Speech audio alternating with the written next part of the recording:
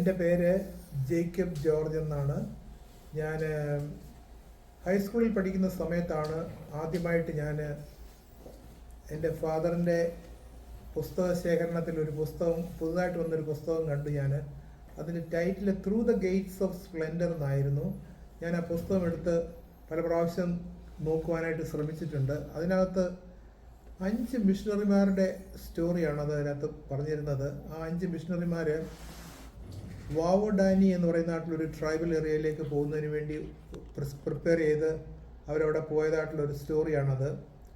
ആ 5 മിഷണറിമാർ ആ വാവോഡാനി ട്രൈബിൽ അവസാനം അവരെത്തിച്ചേർന്നു. കിരാതൻ വളരെ സാവേജസ് ആയിട്ടുള്ളൊരു ട്രൈബായിരുന്നു അവരുടെ ട്രൈബിലേക്ക് ആരും ഇതിനു മുമ്പ് കടന്നു പോയിട്ടില്ല. ഈ 5 മിഷണറിമാരും അവരുടെ ഒരു ചെറിയ പ്ലെയിനിൽ അവിടെ ചെന്ന് ലാൻഡ് ചെയ്തു. അവിടെ ചെന്ന് ലാൻഡ് ചെയ്തിട്ടുള്ള അവസരത്തിൽ അവരെ 5 പേരെയും അവർ സ്പിയർ കൊണ്ട് കുത്തിക്കൊല്ലുകയാണ് ചെയ്തത്. ആ സ്റ്റോറിയാണ് ആ പുസ്തകത്തിലുണ്ടായിരുന്നത്. ആ പുസ്തകം ആണ് ഞാൻ ആദ്യമായിട്ട് കണ്ടത്. അന്ന് കണ്ടതായിട്ടുള്ള അവസരത്തിൽ എൻ്റെ ഹൃദയത്തിൽ ഇതുപോലെയുള്ളതായിട്ടുള്ള ആൾക്കാർ ഇനിയും ഉണ്ടെങ്കിൽ അവരുടെ ഇടയിൽ പോയി അവരെ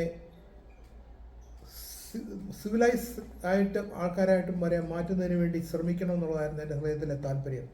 അങ്ങനെയാണ് ആദ്യമായിട്ട് എൻ്റെ ഹൃദയത്തിൽ ആ താല്പര്യം വന്നത്. എൻ്റെ പേര് സൂസൻ. എൻ്റെ വീട് തിരുവല്ല, കുറ്റപ്പുഴ.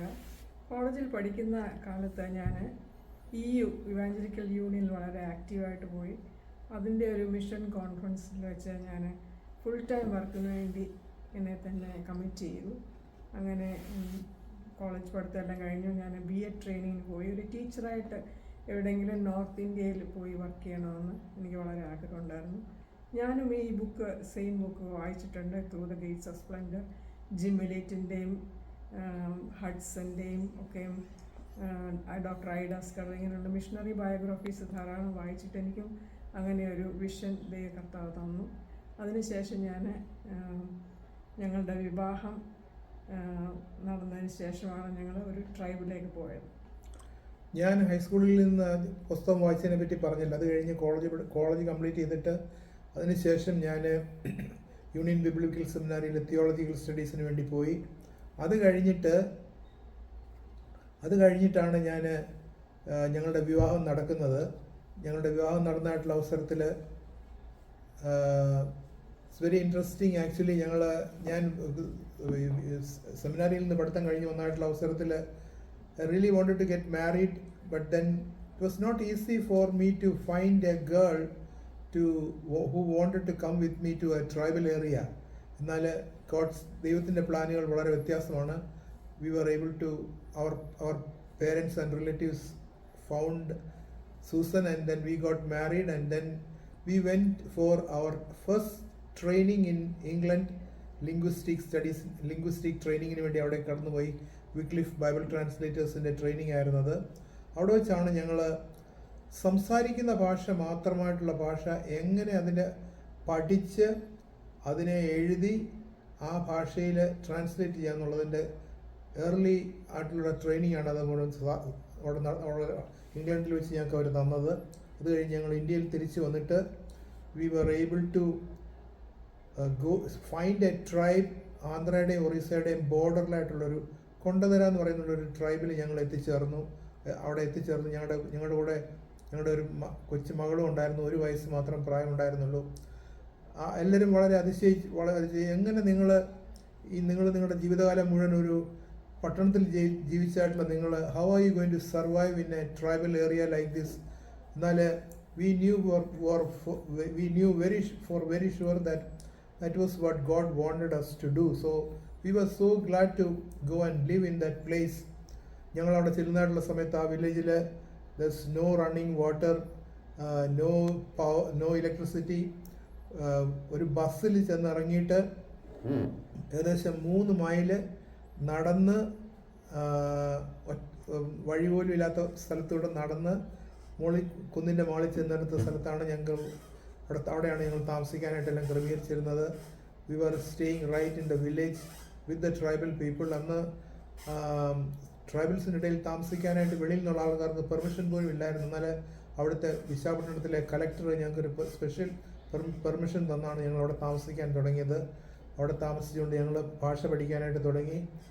ആദ്യമേ ഞങ്ങൾ വിശാഖപട്ടണം എന്ന് പറയുന്ന ടൗണിൽ വന്നിട്ട് ഏകദേശം 6 മാസക്കാലം തെലുങ്ക് പഠിച്ചു. തെലുങ്കിൻ്റെ ഗ്രാമറും അതിൻ്റെ സൗണ്ട് സിസ്റ്റവും എല്ലാം പഠിച്ചിട്ട് അത് കഴിഞ്ഞിട്ടാണ് ഞങ്ങൾ വില്ലേജിലേക്ക് പോയത്. കാരണം ആന്ധ്രയിലെ ഉള്ള വേറൊരു ട്രൈബൽ ലാംഗ്വേജാണ്. So we needed to study Telugu first, and then we moved to the village and started learning this tribal language and the sound system and also the grammatical structure. ഇംഗ്ലണ്ടിൽ പോയത് ഏത് വർഷമായിരുന്നു? ഈ ആന്ധ്രയിലെ പ്രവർത്തനം ഏത് കാലഘട്ടത്തിലായിരുന്നു? 1977 ഞങ്ങൾ ഇംഗ്ലണ്ടിൽ പഠിത്തത്തിന് പോയത്. ഒരു 6 മാസത്തെ ട്രെയിനിങ് ഉള്ളത്. 6 വർഷം 6 മാസം. അതിനുശേഷം ഞങ്ങൾ തിരിച്ച് 78 വന്നു. 77 മോളുണ്ടായി. 78 മാർച്ചിൽ ഞങ്ങൾ വിശാഖപട്ടണത്തോട് മൂവ് ചെയ്തു. അത് അങ്ങനെയാണ് വർക്ക് തുടങ്ങുന്നത്. അവിടെ എത്ര നാൾ നമ്മൾ ആന്ധ്രാപ്രദേശിൽ നിങ്ങൾ കഴിച്ചുകൊണ്ടേ? ആദ്യമേ ഞങ്ങൾ 78 വന്നു കഴിഞ്ഞിട്ട് ഞങ്ങൾ ആദ്യമേ 2 വർഷം കഴിഞ്ഞിട്ട് ആണ് ഞങ്ങൾ മറ്റുള്ള ആൾക്കാരെ ഈ ഭാഷ ഇങ്ങനെയുള്ള ലാംഗ്വേജസിലേക്കുള്ള ആൾക്കാർക്ക് വേണ്ടി ട്രെയിനിങ് തുടങ്ങുന്നത് 1980 വിക്ലിഫ് ഇൻ്റർനാഷണൽ എന്ന് പറയുന്ന ഒരു ഓർഗനൈസേഷനുണ്ട്. അവരാണ് ലോകത്തിലുള്ള അനേക ഭാഷകളിൽ ഇങ്ങനെയുള്ള സ്ഥലങ്ങളിൽ പോയി വർക്ക് ചെയ്യുന്നത്. അവരോട് ചേർന്ന് ഇന്ത്യയിൽ ഞങ്ങൾ ഈ ട്രെയിനിങ് തുടങ്ങി 1980. ഞങ്ങളോടൊപ്പം ഇംഗ്ലണ്ടിലുണ്ടായിരുന്ന വേറൊരു കപ്പിളുണ്ട്, ഒരു ഫ്രം തമിഴ്നാടു. അവരും ഞങ്ങളും കൂടെ ഒരുമിച്ചാണ് ട്രെയിനിങ്ങിന് വേണ്ടി ചുമതലകളെല്ലാം വിക്ലിഫിനോട് ചേർന്ന് ആദ്യമായിട്ട് ഇന്ത്യയിൽ തുടങ്ങാനായിട്ട് ദൈവം സഹായിച്ചത്. അതിനുശേഷം നമ്മളെന്താണ് ഇന്ത്യ ഇവിടെ വന്ന് പഠിക്കാൻ വന്നത് 1983. അതിനുശേഷം 1983 ടെക്സസിൽ യൂണിവേഴ്സിറ്റി ഓഫ് ടെക്സസ് ആർലിംഗ്ടണിൽ ഞങ്ങൾ മാസ്റ്റേഴ്സ് ചെയ്യാനായിട്ട് വന്നു. അത് കഴിഞ്ഞ് ഞങ്ങൾ 5 സെമസ്റ്റർ അവിടെ ഡാലസിൽ താമസിച്ച് യൂണിവേഴ്സിറ്റി ഓഫ് ടെക്സസ് ആർലിംഗ്ടണിൽ നിന്ന് ഞങ്ങൾ 2 പേരും മാസ്റ്റേഴ്സ് കംപ്ലീറ്റ് ചെയ്തിട്ട് ഞങ്ങൾ വീണ്ടും തിരിച്ച് ഇന്ത്യയിൽ പോയി. ഞങ്ങളുടെ പ്രോജക്റ്റും കണ്ടിന്യൂ ചെയ്തു. മറ്റുള്ള ആൾക്കാരെ ട്രെയിനിങ്ങിന് വേണ്ടി ഉള്ള ആ പ്രോജക്റ്റും കണ്ടിന്യൂ ചെയ്തുകൊണ്ട് രണ്ടും ഒരേ സമയത്ത് തന്നെ ചെയ്തുകൊണ്ടാണ് ഞങ്ങൾ മുമ്പോട്ട് പോയിക്കൊണ്ടിരുന്നത്. ഈ കാലഘട്ടത്തിൽ ജീവിതത്തിൻ്റെ ചിലവുകളുണ്ടല്ലോ, അതിനുള്ള ചിലവുകളൊക്കെ എങ്ങനെയാണ്? സ്റ്റൈപ്പൻഡോ അങ്ങനെ എന്തെങ്കിലും ഉണ്ടായിരുന്നോ? ഞങ്ങൾ വർക്ക് ചെയ്യാൻ തുടങ്ങിയ സമയത്ത് ഇംഗ്ലണ്ടിൽ പഠിച്ചുകൊണ്ടിരുന്ന അവസരത്തിൽ തന്നെ ഇന്ത്യയിലെ ഒരു ഓർഗനൈസേഷൻ ഉണ്ടായിരുന്നു. ആ ഓർഗനൈസേഷൻ്റെ പേര് എവറി ഹോം ക്രൂസൈഡ് എന്നായിരുന്നു. India every home crusade. ആ ഇന്ത്യ എവറി ഹോം ക്രൂസൈഡിൻ്റെ ഓവർസീസ് ഡയറക്ടർ ഞങ്ങളുടെ ഇൻട്രസ്റ്റിനെ പറ്റി കേട്ടു. ഞങ്ങളോട് പുള്ളിക്കാരൻ അങ്ങേരുടെ പേര് ജോണി ലീ എന്നായിരുന്നു. ജോണി ലീ ഞങ്ങളോട് പറഞ്ഞു, നിങ്ങൾ എവറി ഹോം ക്രൂസൈഡിൽ ജോയിൻ ചെയ്യുക. ഇന്ത്യയിൽ ഒരുപാട് ഭാഷകളുണ്ട്. ആ ഭാഷകളിലൊക്കെയും നിങ്ങൾക്ക് ലിറ്ററേച്ചർ മിനിസ്റ്ററി ചെയ്യാനായിട്ട് സാധിക്കും. അതുകൊണ്ട് നിങ്ങൾ ഞങ്ങളോട് ജോയിൻ ചെയ്യണമെന്ന് പറഞ്ഞു.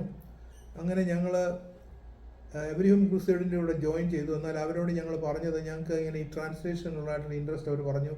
അവർ പറഞ്ഞു അതിനൊരു പ്രയാസമൊന്നുമില്ല, നിങ്ങൾ ട്രാൻസ്ലേഷനുള്ള ഇൻട്രസ്റ്റ് തുടർന്നുകൊള്ളുക എന്ന് പറഞ്ഞു. അങ്ങനെ ഞങ്ങൾ വർക്ക് ചെയ്യാൻ പോയ അവസരത്തിൽ ഞങ്ങളെ സപ്പോർട്ട് ചെയ്തുകൊണ്ടിരുന്നത് ഇന്ത്യ എവറി ഹോം ക്രൂസൈഡാണ്. ഈ ബുക്ക് അവസാനം നിങ്ങൾ ട്രാൻസ്ലേറ്റ് ചെയ്ത് പ്രിൻ്റ് ചെയ്തു എന്നാണല്ലോ പറയുന്നത്. അതെ. എത്ര കോപ്പി പ്രിൻ്റ് ചെയ്തിട്ടുണ്ട്? അങ്ങനെ എന്തെങ്കിലും കണക്കുകളുണ്ടോ? ഞങ്ങൾ 2000 കോപ്പിയാണ് ഞങ്ങൾ ഈ ന്യൂ ടെസ്റ്റ്മെൻറ്റ് പ്രിൻ്റ് ചെയ്തത്. ന്യൂ ടെസ്റ്റ്മെൻറ്റ് പ്രിൻ്റ് ചെയ്ത് വിതിൻ 6 മാസത്തിന് ശേഷം ആ 2000 കോപ്പിയും കംപ്ലീറ്റ് പോയി. ഞങ്ങൾ ആ പുസ്തകം ഫ്രീ ആയിട്ട് കൊടുത്തില്ല. So we kept a price for it. അത് കാരണം നമ്മൾ ഫ്രീ ആയിട്ട് കൊടുത്തു കഴിഞ്ഞാൽ എല്ലാവരും ഓരോന്ന് എടുത്തോണ്ടങ്ങ് പോകും. എന്നാൽ നമ്മൾ 10 രൂപയായിരുന്നെന്ന് തോന്നുന്നു അല്ലേ? 30 ആയിരുന്നു. 30 രൂപ കൊടുത്ത് വാങ്ങിക്കണം. അന്ന് ഇത് 2008 കാര്യമായി പറയുന്നത്. 30 രൂപ എന്ന് പറഞ്ഞാൽ അന്ന് ആ ട്രൈബൽ ആൾക്കാർക്ക് വളരെ വലിയൊരു എമൗണ്ടാണ്.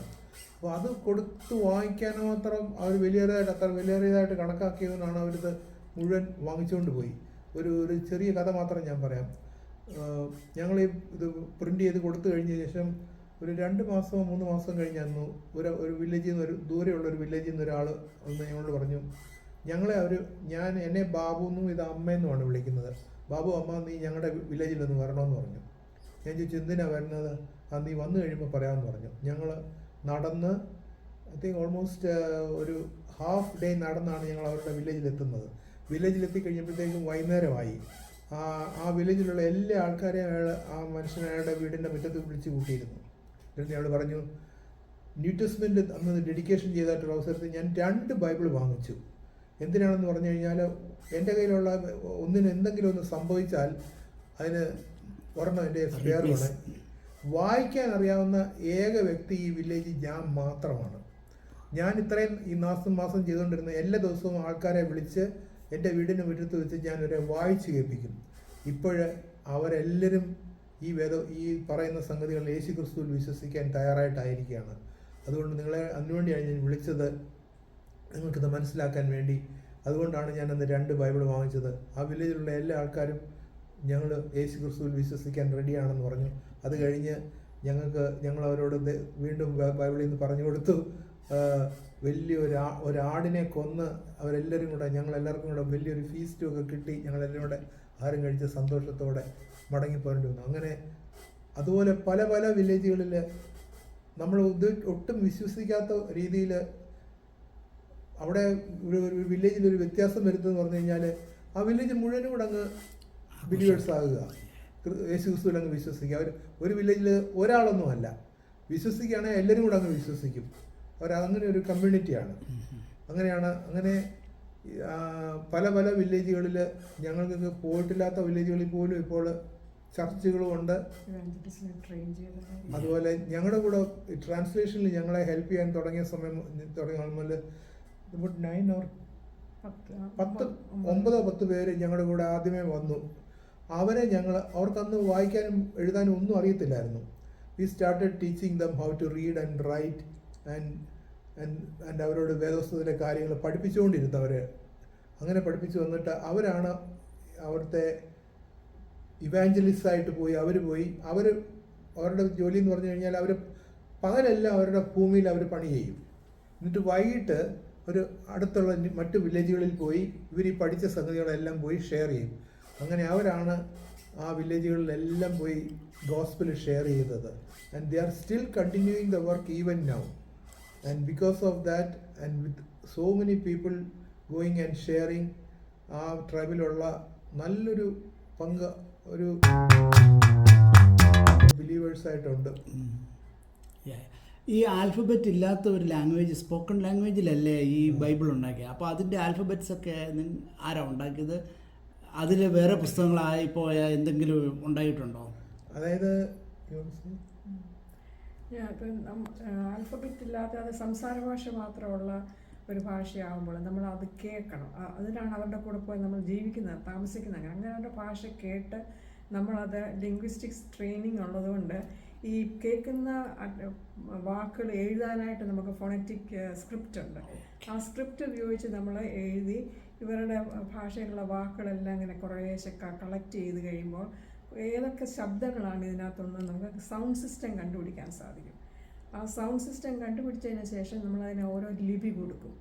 ആ ലിപി നമ്മൾ ഏത് സ്റ്റേറ്റിലാണോ ആ സ്റ്റേറ്റിലെ ലിപി, തെലുങ്ക് സംസാരിക്കുന്ന ആന്ധ്രയിലായതുകൊണ്ട് ആ തെലുങ്ക് ലിപി ഉപയോഗിച്ചാണ് ഈ ഭാഷ എഴുതാനായിട്ട് നമ്മൾ ശ്രമിക്കുക. അങ്ങനെയാണ് ആൽഫബറ്റ് ഉണ്ടാക്കുന്നത്. അപ്പം തെലുങ്ക് ലിപിയിലില്ലാത്ത സംസാര ഭാഷയിൽ ഇല്ലാത്ത ചില ശബ്ദങ്ങൾ കാണും. അതിന് നമ്മൾ പ്രത്യേകിച്ച് ഒരു അഡീഷണൽ ആയിട്ട് ഉണ്ടാക്കി. ഇങ്ങനെയാണ് നമ്മൾ സ്ക്രിപ്റ്റ് ഉണ്ടാക്കുന്നത്. അങ്ങനെയാണ്. അതേ സമയത്ത് തന്നെ തെലുങ്കിലാണെങ്കിൽ നമ്മുടെ മലയാളത്തിലെ പോലെ 56 എത്ര ശബ്ദമുണ്ട്? 56 സൗണ്ട്സ് ഉണ്ട്. എന്നാൽ ഈ ഭാഷയ്ക്ക് ഇംഗ്ലീഷിലെ പോലെ 23 മറ്റേ ഉള്ളൂ. 23 സൗണ്ട് കൊണ്ട് ഈ ഭാഷ മുഴുവൻ എഴുതാം. അപ്പം മലയാളത്തിലാണെങ്കിൽ ഇപ്പോൾ ഒരു എക്സാമ്പിൾ പറയണേ, ക ഖ ഗ ഖ ങ എന്ന് പറയും. പക്ഷെ ഈ ഭാഷയ്ക്ക് ക ഗ ങ അഡീഷണൽ ശബ്ദങ്ങളൊന്നും. പക്ഷെങ്കിൽ തെലുങ്കിൽ ഇല്ലാത്ത ശബ്ദങ്ങളുണ്ട്. അത് നമ്മൾ വേറെ അതിന് ലിപി വേറെ സിമ്പൽ വെച്ച് എഴുതണം. അപ്പം അങ്ങനെ നമ്മൾ അവരുടെ ഈ പറയുന്നത് നമ്മളിത് ഈ ഫോണറ്റിക് ആൽഫബറ്റ് ഉപയോഗിച്ച് അതുപോലെ നമ്മൾ അങ്ങ് എഴുതി കഴിഞ്ഞിട്ട് അതിനെ പിന്നെ നമ്മൾ അനലൈസ് ചെയ്താണ് സൗണ്ട് സിസ്റ്റം. ഇതുപോലെ തന്നെ നമ്മൾ ഗ്രാമർ, അത് കഴിഞ്ഞ് ഗ്രാമർ അനലൈസ് ചെയ്യും ഈ സെയിം സമയത്ത് തന്നെ. ഗ്രാമർ എന്ന് പറയുന്നത് വളരെ സിമ്പിളായിട്ട് പറഞ്ഞു കഴിഞ്ഞാൽ വാക്കുകൾ പറയുന്നതിൻ്റെ ഓർഡറാണ് ഗ്രാമർ എന്ന് പറയുന്നത്. ഇംഗ്ലീഷിൽ നമ്മൾ 8 മാംഗോ. ഐ എന്ന് പറഞ്ഞാൽ സബ്ജക്റ്റ്, പിന്നെ വേർബ്, പിന്നെ ഓബ്ജക്റ്റ്. മലയാളത്തിലാണെങ്കിൽ എങ്ങനെ പറയും? ഞാൻ മാങ്ങ തിന്നു. ഐ സബ്ജക്റ്റ്, ഓബ്ജക്റ്റ്, വേർബ് അവസാനമായിപ്പോയി. അപ്പോൾ ആ ഭാഷയിൽ എങ്ങനെയാണ് പറയുന്നത്, അതിൻ്റെ ഓർഡർ നമ്മൾ കണ്ടുപിടിക്കണം. എന്നിട്ട് അതാണ് ഈ അതിൻ്റെ പക്ഷേ നമ്മൾ പറയുന്ന പോലെ അത്ര സിമ്പിൾ അല്ല. കാരണം ബൈബിൾ എന്ന് പറഞ്ഞാൽ അതിൻ്റെ കണ്ടന്റ് അതുപോലെ ഉണ്ടല്ലോ. ഗ്രാമർ എന്ന് പറയുന്നത് തന്നെയും അതിൻ്റെ ഗ്രാമർ ഇപ്പം ഒരു സബ്ജക്റ്റ് എന്ന് തന്നെ പറഞ്ഞാൽ യു പ്ലൂറൽ, ദേ, ദംസൽ, അങ്ങനെ ഒരുപാട് അതെല്ലാം നമ്മൾ കണ്ടുപിടിക്കണം. പിന്നെ അതിൻ്റെ സിംഗുലർ, പ്ലൂറൽ, ഫെമിനിന്, മാസ്കുലിന്, അതിനുള്ള ഡിഫ്ലക്ഷൻസ്, ഇതെല്ലാം നമ്മൾ പഠിച്ചു കഴിഞ്ഞ് കഴിയുമ്പോഴാണ്. പിന്നെ അതുപോലെ വെറും സിമ്പിൾ സെൻറ്റൻസ് മാത്രമല്ല, ഹയർ ലെവൽ ഗ്രാമർ ഉണ്ടെന്ന് പറയുന്നത്. അതായത് അതിൻ്റെ ഡിസ്കോഴ്സ് ലെവൽ എന്ന് പറയും. അതായത് ഇപ്പം നമ്മളൊരു ഒരു കഥ പറയാമെന്ന് ഓർത്തു. ഒരിടത്തൊരു രാജാവ് ഉണ്ടായിരുന്നു. ഒരിടത്ത് ഒരു രാജാവ് ഉണ്ടായിരുന്നു. പിന്നെ അടുത്ത സെൻറ്റൻസ് പറയുന്നത് ആ രാജാവിന് 2 മക്കളുണ്ടായിരുന്നു. അപ്പോൾ ആദ്യം തുടങ്ങിയത് ഒരിടത്ത് ഒരു രാജാവ് എന്നാണ്, പിന്നെ രണ്ടാമത് പറഞ്ഞത് ആ രാജാവ് എന്നായി. അപ്പം എന്ന് പറഞ്ഞ പോലെ നമ്മൾ അതായത് ഒരു നറേറ്റീവ് ആകുമ്പോൾ അതിൻ്റെ എങ്ങനെയാണ് പറയുന്നത് അതൊരു വിധത്തിൽ. അതുപോലെ തന്നെ വേറെ ടീച്ചിങ് മെത്തേഡ് ആകുന്നുണ്ടെങ്കിൽ അങ്ങനെ ആയിരിക്കണം, അങ്ങനെ അല്ലായിരിക്കും അത് പറയുന്നത്. ഇത് നമ്മൾ അവരുടെ ഭാഷയിൽ നിന്ന് അനലൈസ് ചെയ്ത് കണ്ടുപിടിച്ച് പറഞ്ഞപ്പോൾ വളരെ എളുപ്പമാണ്. പക്ഷേ ആ ലാംഗ്വേജിലോട്ട് ട്രാൻസ്ലേറ്റ് ചെയ്യുമ്പോൾ നമ്മൾ ഈ ഫോമാണ് ഉപയോഗിക്കുന്നത്. അവരുടെ അവരുടെ ഗ്രാമാറ്റിക്കൽ ഫോം എങ്ങനെയാണ്, ആ സ്റ്റൈൽ എങ്ങനെയാണ്, അങ്ങനെയാണ് നമ്മൾ ഉപയോഗിക്കുന്നത്. ഈ ബൈബിൾ ട്രാൻസ്ലേറ്റ് ചെയ്യുന്നതിന് മുമ്പ് നിങ്ങൾ ഏതെങ്കിലും ചെറിയ പത്രമോ മാസികകളോ അല്ലെങ്കിൽ എന്തെങ്കിലും ബുക്കുകളോ ട്രാൻസ്ലേറ്റ് ചെയ്ത് നോക്കിയായിരുന്നോ? എന്തെങ്കിലും നിങ്ങൾ ഇതിലോട്ട് ഡയറക്റ്റ് ചാടാതെ ജമ്പ് ചെയ്യാതെ എന്തെങ്കിലും അപ്രൂവൽ ലെവലിൽ എന്തെങ്കിലും പോയിരുന്നോ? ആദ്യമേ നമ്മളൊക്കെ ചെറിയ ചെറിയ കഥകൾ ചെയ്യും. ഈ ഒന്നാമത് നമ്മൾ ഈ ലിപി ഉണ്ടാക്കി കഴിഞ്ഞ ഗ്രാമർ എല്ലാം പിടിച്ചതിന് ശേഷം ഇവരെ വായിക്കാനായിട്ട് പഠിപ്പിക്കാനുള്ള ബുക്സ് ഉണ്ടാകും, റീഡിങ് ബുക്സ് ഉണ്ടാകും. അതിനകത്ത് ചെറിയ ചെറിയ കഥകൾ, അവരുടെ തന്നെ കഥകൾ ചിലതായിട്ട് വെച്ചിട്ട് ഇവരെ വായിക്കാനായിട്ട് പഠിപ്പിക്കും. പിന്നെ ട്രാൻസ്ലേഷൻ എന്ന് പറയുമ്പോൾ അത് നെക്സ്റ്റ് സ്റ്റെപ്പാണ്. വളരെ സിമ്പിളായിട്ടുള്ള കഥകൾ മലയാളത്തിൽ നിന്നോ ഇംഗ്ലീഷിൽ നിന്നോ ഹിന്ദിയിൽ നിന്നോ നമുക്ക് ഇവരുടെ ഭാഷയിലോട്ട് ആദ്യം ചെയ്ത് കാണിച്ച് ഇതെല്ലാം നോക്കി നമുക്ക് അപ്രൂവൽ തരാൻ കൺസൾട്ടൻസ് ഉണ്ട്. ഗ്രാമർ കൺസൾട്ടൻസ്, ഫോണോളജി കൺസൾട്ടൻസ്, അവരുടെ അപ്രൂവൽ നമുക്ക് കിട്ടണം. നിങ്ങൾ ചെയ്ത് കറക്റ്റാണ്. അങ്ങനെ പടിപടിയായിട്ടാണ് ചെയ്തത്. നേരെ നമ്മൾ അപ്പോൾ എത്ര വർഷം എടുത്ത് ഈ ബൈബിളിലോട്ട് എത്തപ്പെടാൻ ട്രാൻസ്ലേഷന്? അതുപോലെ ട്രാൻസ്ലേഷൻ എത്ര ദിവസം എടുത്തു, എത്ര മാസം, എത്ര വർഷം? ഞങ്ങളുടെ കേസ് ഒരു വളരെ ടിപ്പിക്കൽ കേസായിരുന്നു. കാരണം ഞങ്ങൾ ട്രാൻസ്ലേഷൻ ചെയ്യുകയും അതേ സമയത്ത് മറ്റേ ട്രെയിനിങ്ങിനകത്തും ഫുള്ളി ഇൻവോൾവ് ആയിരുന്നു. അപ്പോൾ പകുതി സമയമേ ട്രാൻസ്ലേഷൻ ചിലവാക്കാൻ സാധിക്കത്തുള്ളൂ, പകുതി സമയം മറ്റുള്ളവരെ ട്രെയിൻ ചെയ്യാനായിട്ട് പോകുമായിരുന്നു. അങ്ങനെ ആ ട്രെയിനിങ് ഞങ്ങൾ അതേപോലെ വളർത്തിക്കൊണ്ട് വന്നതുകൊണ്ടാണ് ഇന്നിപ്പോൾ മറ്റുള്ളവർക്ക് ചെയ്യാൻ പറ്റുന്നത്. അതൊരു വലിയൊരു ആസറ്റാണ്. അപ്പോൾ ഇപ്പോൾ ആ ലിപി തന്നെയാണോ അവിടെ യൂസ് ചെയ്യുന്ന ആ ജാതിക്കാര്? ഈ ലിപികൾ നിങ്ങളുണ്ടാക്കിയ ലിപികൾ തന്നെയാണ് അത്? പക്ഷേ തെലുങ്ക പ്രത്യേകമായിട്ടൊന്നും ഉണ്ടാക്കിയില്ല. ഇല്ല, but you structured something, right? Yeah. ബൈബിളിൽ ഉപയോഗിക്കുന്ന, ബൈബിൾ എഴുതാനായിട്ട് ആ കൊണ്ടഭാഷയിൽ ബൈബിൾ വേണമെങ്കിൽ ഈ ലിപികളാണ്. ഇത് ഈ ഏത് ഭാഷയിലാണ് ഇപ്പോൾ ഉണ്ടാക്കിയിരിക്കുന്നത്? കൊണ്ട. ഓക്കെ. ഒറീസയുടെയും ആന്ധ്രയുടെയും ബോർഡറിലുള്ള അവിടെ 2000 കോപ്പി ബൈബിൾ പ്രിന്റ് ചെയ്ത് കൊടുത്തു കഴിഞ്ഞു. സെക്കൻഡ് എഡിഷൻ റെഡി ആയിരിക്കും അല്ലേ? ഓക്കെ. അത് തീർത്തിട്ട് അതിൻ്റെ ഒരു ഹോൾ ബൈബിൾ ഉണ്ടാക്കണം. അത് ശരിയാ. അപ്പം ഓൾഡ് ടെസ്റ്റ്മെന്റ് എത്ര ചാപ്റ്റർ ഇപ്പം ചെയ്തു, അങ്ങനെ വല്ലതും പറയാനുണ്ടോ? മിക്കവാറും എല്ലാ ബുക്സും books other people are doing it. ഞങ്ങളുടെ കൂടെ ഉണ്ടായിരുന്ന വേറൊരു കപ്പിളാണ് ഇപ്പോൾ അത് ചെയ്യുന്നത്. ഓക്കെ. അച്ഛാ സമയക്കുറവുകൊണ്ടാണ്. ഇപ്പോൾ അച്ഛനൊക്കെ എവിടെയാണ് താമസിക്കുന്നത്? അമേരിക്കയിലായിട്ട് എത്ര വർഷമായി? അല്ലെ അതിനെപ്പറ്റി ഒന്ന് ജസ്റ്റ് ഒരു ടൈം ലൈൻ ഒന്ന് പറയാമോ? ഞങ്ങൾ 78-ലാണല്ലോ വില്ലേജിൽ പോയത്. അതെ. 80-ലാണ് ട്രെയിനിങ് തുടങ്ങിയത് മറ്റുള്ള ആൾക്കാരെ. ഞങ്ങൾ ഇവിടെ US-ലോട്ട് സ്ഥിരമായിട്ട് ഞങ്ങൾ 2020-ലാണ്. അന്നേരമാണ് ഇവിടെ വരുന്നത്. അപ്പം കോവിഡ് ഇപ്പം നിങ്ങൾ വന്ന ഉടനെ കോവിഡുമായി.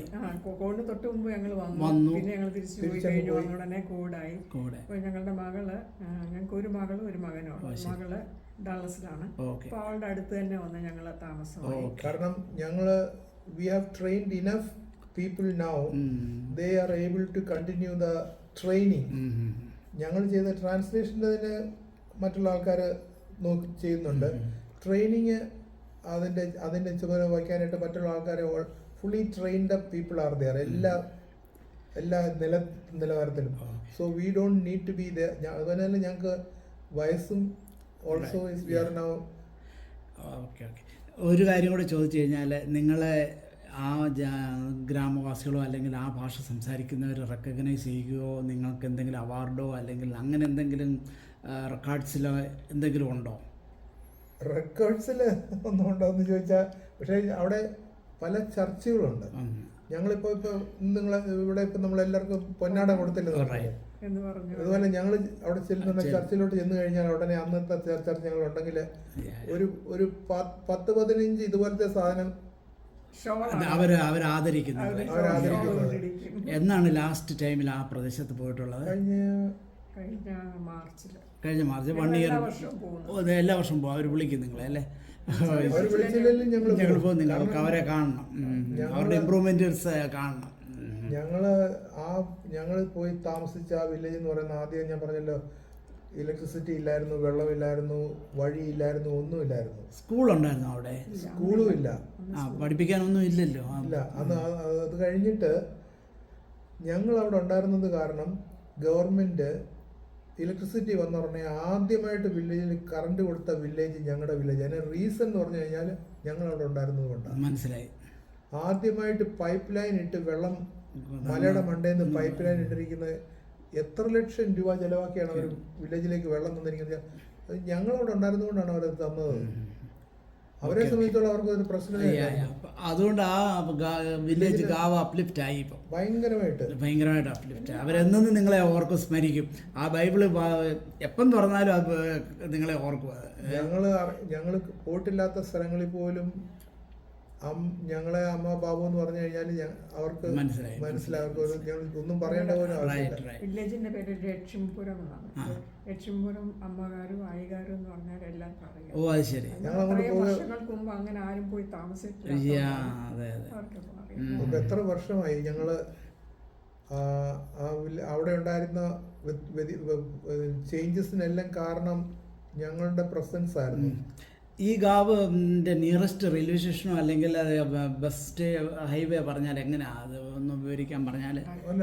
അരക്കു എന്ന് പറഞ്ഞൊരു, അരക്കു വാലി എന്ന് പറഞ്ഞൊരു സ്ഥലം. അരക്കു വാലി ഈ നമ്മുടെ കൽക്കട്ടയ്ക്ക് പോകുന്ന ലൈനാണോ? അല്ലല്ല, അരക്കു വാലി എന്ന് പറഞ്ഞാൽ അത്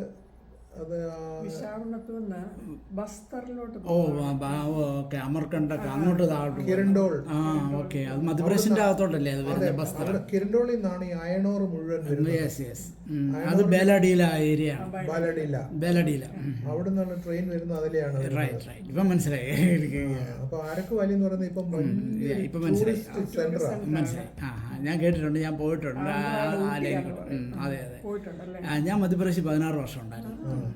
അന്ന് ഛത്തീസ്ഗഡ് ഇല്ല. ആ സമയത്ത് ഞാൻ അവിടെ, ഞാൻ ഭോപ്പാലിൽ നിന്ന് വരുമായിരുന്നു. കാരണം റായ്പൂർ, ബിലാസ്പൂർ, ബേലാഡിയിലെ ഓർമ്മക്കോ ഇതുണ്ടല്ലോ, കോൾ മൈൻസ്, സ്റ്റീൽ ഓറും, അതിൻ്റെ എല്ലാം ഓഫീസിൻ്റെ അകത്ത് ഞാൻ വരണമായിരുന്നു. എനിക്ക് ട്രെയിൻ ഉള്ളത് മെയിൻ റെയിൽവേ ലൈൻ ഇതിനു വേണ്ടി മാത്രമേ ഉള്ളൂ. Thank you. ഇത്രയും കാര്യങ്ങൾ ഞങ്ങളോട് വിവരിച്ചതിന് ഒത്തിരി സന്തോഷം. നിങ്ങളെ പരിചയപ്പെട്ടതിൽ. നിങ്ങൾ ഡാലസിലാണ് ഇപ്പം താമസം അല്ലേ? ഇപ്പം ഞങ്ങൾ ഡാലസിലാണ് താമസിക്കുന്നെങ്കിലും we are very much connected with the Bible translation work still. ഞങ്ങളോട് എന്തെങ്കിലും അവർക്ക് സംശയമോ എന്തെങ്കിലും ആവശ്യങ്ങളോ ഉണ്ടെങ്കിൽ അവർ എല്ലാം ഞങ്ങൾക്കിപ്പോൾ ഈ സൂം ലിങ്ക് ഉള്ളത് കൊണ്ട് almost every day we are in touch with dum. ഈ ചവണിക്കാമണ്ണിൽ അല്ലെ ഈ ഫാമിലിയായിട്ട്, കിഴക്കൽ ഫാമിലിയായിട്ട് എങ്ങനെയാണ് നിങ്ങൾക്കുള്ള ബന്ധം എന്ന് പറഞ്ഞാൽ? ഞങ്ങൾ ചവണിക്കാമണ്ണിൽ